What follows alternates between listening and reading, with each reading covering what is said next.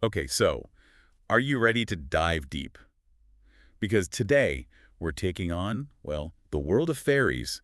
You guys sent in this Wikipedia article, and wow, it's a lot to unpack. It's dense. Yeah, dense is the word. But that's what we're here for. Origins, descriptions, lore. We're getting into all the good stuff that makes these creatures so captivating. It's not all glitter and pixie dust, though, that's for sure. No, definitely not, which is what makes it even more fascinating, Yeah. right? But okay, let's start with the basics. We're talking about fairies, those enchanting, otherworldly beings, usually depicted as human-like, with a knack for magic and maybe a little mischief too. But the thing that always gets me is their origins are this big, giant question mark. Yeah, it's true. Like, we have all these theories, and honestly, each one is more intriguing than the last. It's like a captivating mystery. But instead of suspects, we have these compelling possibilities. Right. It's like trying to figure out where magic itself came from. I mean, one theory suggests that fairies are actually demoted angels, almost like some kind of like celestial rebellion gone wrong. Can you imagine? Angels who didn't quite make the cut for heaven or hell, they just end up somewhere in between. Wow. Why? So then what did they do to deserve that kind of in-between existence? Were they too mischievous even for? Perhaps, and this is where it gets really interesting. This theory might actually explain the whole tradition of paying a tithe to hell, like back in the day. Oh, I see what you mean. It's almost as if people saw fairies as, like, still being subject to the underworld in some way. So they were hedging their bets, just in case. Exactly. Wow, that's fascinating. But hold on, there's another theory about fairy origins, right? Something about demoted deities. Exactly. So picture this. Christianity starts to spread, right? But instead of just vanishing the old gods and goddesses, they kind of get absorbed into folklore.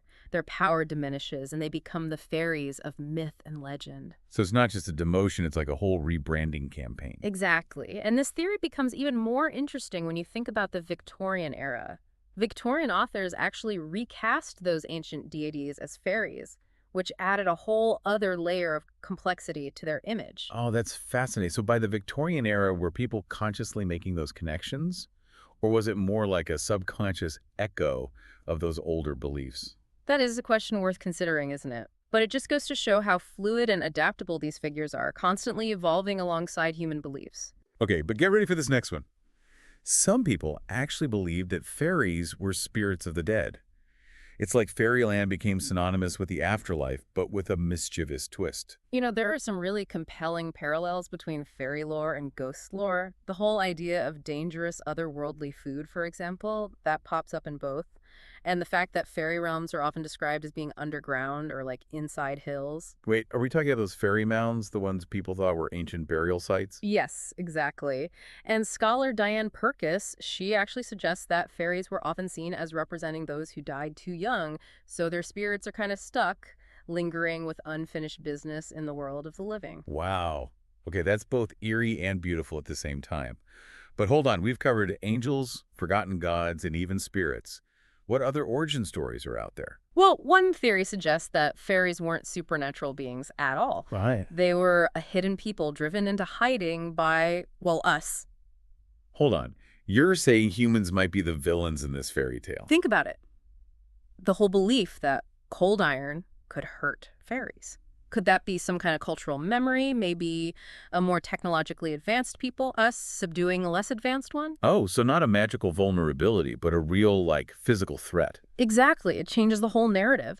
And then think about all the folklore surrounding fairy magic, the invisibility, illusions. Could those be remnants of tactics that they use to evade a more powerful enemy? Wow. That paints a whole new picture. It's like we stumbled onto a hidden history and fairies are caught right in the middle of it. Right. And it speaks to the enduring power of these figures, how they reflect our hopes, our fears, and how we understand this world, the seen and unseen. Okay, so we've got all these canalizing origin stories. But I have to know, how did people back then actually navigate a world where meeting a fairy felt like a real possibility? Because it seems like the stakes were incredibly high. They relied on what they knew best, tradition, folklore, and definitely a healthy dose of caution. And of course, protective charms. Let's talk about those charms because it's fascinating how people found power in such simple things to ward off something as magical as a fairy. It's almost like those everyday objects, they held a certain power, Yeah. a way of connecting to something bigger that could protect against fairy mischief. Like wearing your clothes inside out. I mean, it seems so strange, but it was a common belief. Was it about disrupting your silhouette? Confusing the fae? Possibly. Or maybe it was like acknowledging the topsy-turvy nature of the fairy realm. Mm-hmm. Showing that you were aware of their presence but meant no disrespect. Ah, Like, I see you, I see. but I come in peace. Exactly. Okay. And then there's the rowan tree, considered sacred and protective across so many cultures. But why the rowan specifically? What made it so special? Oh, the folklore is fascinating. Some believe it's because the rowan was one of the first trees to regain its leaves after winter, Oh, I see. symbolizing rebirth and the return of light. Okay. Others say it has to do with the pentagram shape that's found within its berries, which, as we know, is a symbol of protection that dates back centuries. Oh, wow, the pentagram. I didn't know that. Yeah. So it's like planting a rowan tree near your home was basically like putting up a magical fence post, like, fairies, keep out. In a way, yeah. Yeah. It marked a boundary, a space where those from the other world might think twice before entering. But of all the charms, the most surprising one has to be bread. Bread. Seriously, I never would have guessed. What could ordinary bread possibly do against, like, a creature of magic? It does seem, I don't know, almost too simple, right? Mundane. Right. But bread, across so many cultures, it holds this really deep significance. It represents nourishment, life, the work of human hands. Perhaps it was seen as a way to kind of ground oneself in the material world. Remind the fae that you belong to a different realm. It's just amazing how these things that seem so ordinary to us could take on such profound meaning, like becoming tools of protection in a world where the line between real and magical was, blurry at best. Right. But it wasn't all about charms, was it? People had to watch their behavior too, right? Absolutely. Remember, these weren't just whimsical, cute little creatures. They were forces of nature, capable of great kindness, but also, pretty terrifying wrath. It was crucial to know how to navigate their world, how to show respect without, like, inviting yourself in. It's like a high-stakes game of manners. Exactly. Okay, so hit me with the do's and don'ts. What kind of behaviors could land you in some serious hot water with the fae? Well, for starters, avoid complimenting brownies. Really? Yeah, no, it seems counterintuitive, but these helpful household spirits, they were actually notoriously sensitive to praise. Wait, so I can't even thank a brownie for, like, cleaning up my kitchen?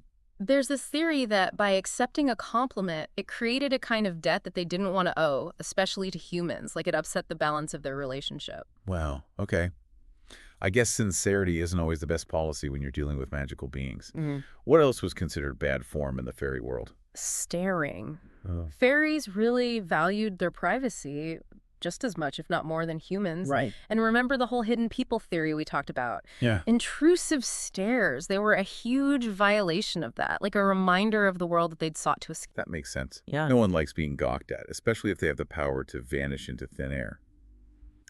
Speaking of things that vanish, we have to talk about changelings. The fear of babies being stolen and replaced with these fairy imposters is both terrifying and just heartbreaking. It is, and it's a fear that speaks to the very real anxieties of the time. Infant mortality, as you can imagine, was tragically high back then. Right. And in a world without our understanding of medicine or disease, it makes sense why people would look for explanations, even supernatural ones. So every unexplained illness, every sudden death, it was easy to see the hand of the fairies at work. Right. It provided a sense of control in a world that often felt very chaotic and unpredictable. If there was a reason, even a frightening one, then maybe there were ways to appease those forces, ways to protect yourself and your family. Right, right. It's like a reminder that these stories, these beliefs, they weren't just flights of fancy. They were ways of making sense of a world that could be beautiful and brutal, often in the same breath. Exactly. And speaking of breathtaking beauty, we often associate fairies with a very particular look. Delicate wings, shimmering garments, that dusting of magic. But the reality, as we've seen, is much more complex and varied. Yeah. We've talked about their mischievous nature, their hidden realms, even their aversion to compliments. But what about their appearance? Do they actually conform to these images that we often see in modern depictions? Not quite. While Victorian fairies tend to be, ethereal and almost doll-like, older tales actually offer a much wider range of descriptions. Like what? Give me the inside scoop on fairy fashion. What were they rocking? Well, for instance, those delicate butterfly wings we associate with fairies, those are actually a relatively modern invention, Oh, really? popularized in Victorian art and literature. Older stories rarely mention wings at all. Wow. They focused instead on like a more otherworldly luminescence Okay. or the ability to shift shape and size. So no sparkly wings. Mm. Interesting. What do they have then? It really depended on the region and the specific type of fairy. Some were described as like shimmering, almost translucent, like they were woven from moonlight and shadows. Oh, wow. Others were said to be more human-like in appearance, though often smaller in stature. And their features were said to possess this like unsettling beauty that hinted at their otherworldly nature. Smaller? Like how small are we talking? Knee-high? It, Palm-sized? it varied. Some tales describe fairies as small as insects, while others suggest that they could actually blend in with humans, magically altering their size and shape at will. Scottish folklore, for instance, features fairies who could shapeshift into deer.